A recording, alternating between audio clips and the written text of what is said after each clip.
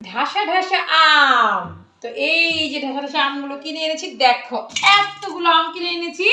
আর এখন করছি মাখা, কেটে কুটে নিয়েছি। দেখো গাছের কালো কাঁচা মরিচ ডলে ডলে নিচ্ছি। মরিচ ডলা শেষ, এবার নেব কাসুন্ড। এই যে কাসুন্ড দিয়ে দিলাম।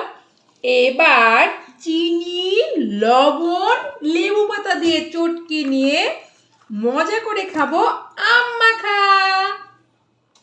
কারো জিভে যদি জল চলে আসে তাহলে কিন্তু আমার কিচ্ছু করার নেই।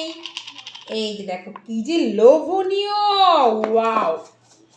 দিয়ে দিলাম চিনি কারণ ওটা ভীষণ টক। দিয়ে দিলাম লবণ আর লেবু পাতা দিলেই হয়ে যাবে মজাদার আম মাখা। এই ছাদে আমার লেবু গাছ থেকে তুলছি লেবু পাতা। এই যে লেবু পাতাটা ছাদে এখন ধুয়ে নিব, ধুয়ে তারপর চটকিয়ে মাখিয়ে খাবো মজা করে। কি যে মজা! লেবু পাতাটা ধুয়ে নিয়ে আয়। এই যে দেখো লেবু পাতাটা এইভাবে ছিঁড়ে নিচ্ছি। লেবু পাতা ছিঁড়ে মজা করে চটকান বটকান দিলেই হয়ে যাবে মজাদার আম মাখা। এই যে দেখো লেবু পাতার যা সুন্দর একটা গন্ধ বেরোইছে না, কি আর বলবো। নে জল মিষ্টি উষ্মি চলে আয়, রেডি হয়ে গেছে আম।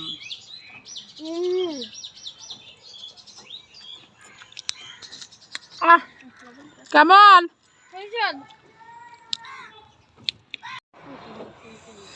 Yummy yummy.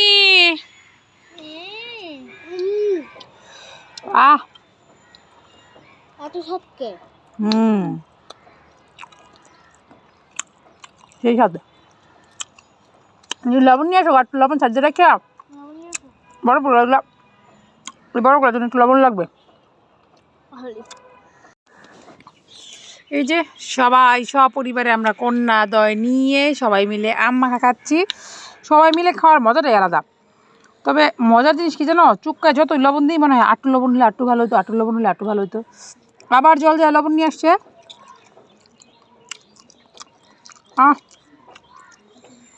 কি শান্তি। আর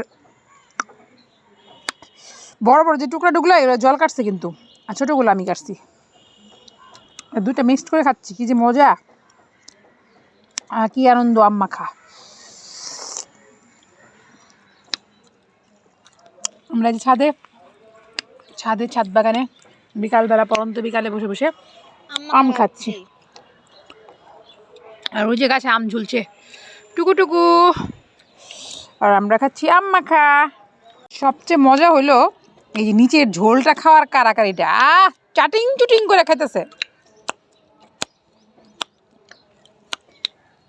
দেখো অবস্থা,